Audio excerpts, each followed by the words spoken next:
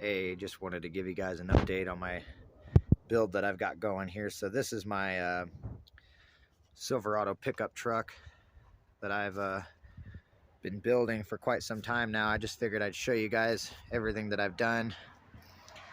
I went ahead and took this, turbocharged it of course, but I want to show you guys what I've got going here and show you guys how you can make the same setup for yourself. If you've got a 350 all the way up to a 400 block or even a 305, these headers should fit. What I did was I went and bought the headers online off of Excess Power Performance. Well, anyways, I put this to get this thing turboed. Basically, it ran me about $1,000 But the whole reason for this video today is so that I can show you guys everything that I've done and show you guys how you could easily turbo any Silverado pickup or anything with a 350 or a 305 all the way to a 400 block. These headers should fit. I'm running an 11-pound wastegate out the back of the turbo, and I just decided to go ahead and cut it out of my hood. This is a GT35 82R Garrett turbo, 70 millimeter, and I have decided to go. I'm going to be getting, I still got to get a wastegate implemented here, or no, not a wastegate, that's the wastegate, blow-off valve. Somehow I'm going to fabricate it into this part of this charge pipe. I'm going to order the wastegate kit and probably run a Turbo Smart wastegate or blow-off valve. I get the two terms mixed up every now and again because you need to have both the blow-off valve and the wastegate, because the job of the wastegate is to discharge the boost that's inside the turbo completely when you let off the throttle, and then the job of the blow-off valve is to control the boost between your throttle plate and your turbo. So when you slam the throttle shut, the job of the blow-off valve is to let out the boost so that it doesn't cause turbo surge, which is basically when the turbo hits when this turbo surge is when this blade, your turbine here, starts scraping the side of your compressor housing. That is what's known as turbo surge. And to avoid that, I got to put what's called, and you should put what's called a blow-off valve. And you can get these kits online for like $30 a piece for a blow-off valve, and you're definitely going to want to have it. I have my spring here set to 11 pounds, so it won't put out no more than 11 pounds.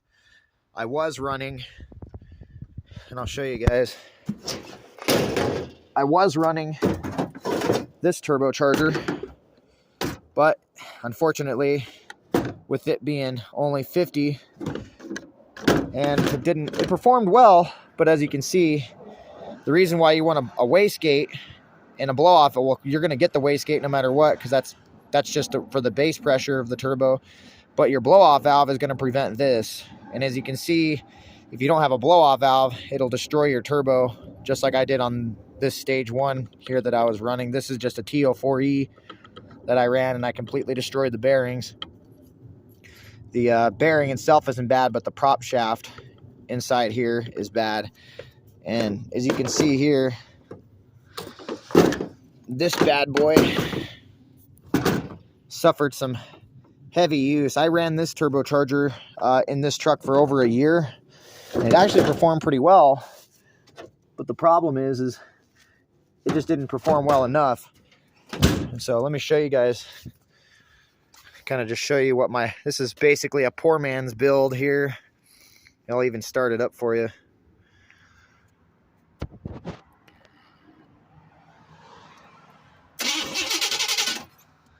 It'll fail 3 times before it. Hopefully she starts this time.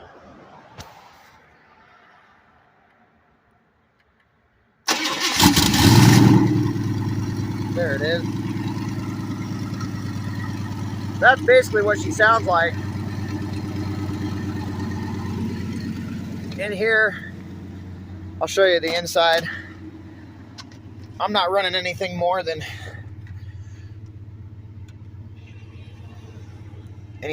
stock.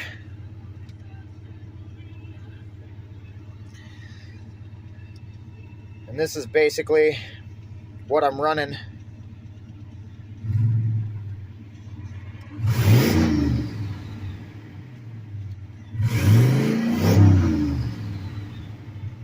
Doesn't sound too bad. I'll give you guys an update and keep you guys posted, and I'll show you. I'll have to provide a link in the description.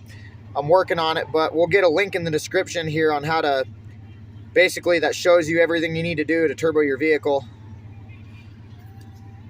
But for now, I'm gonna go ahead and end the video for now. But yep, this is basically how you would build a turbo 350 setup. Got a pretty good. I went ahead and put a turbo blanket on here. Always have a turbo blanket, because in the summertime, it'll keep your shit from overheating.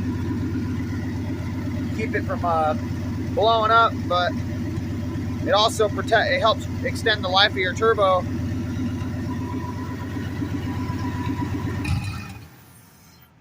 Yeah, she's pretty beastie. And you can do this to any 305, 350. It doesn't matter if it's fuel injected or not. If you're running a carburator setup, it probably won't look anything like mine.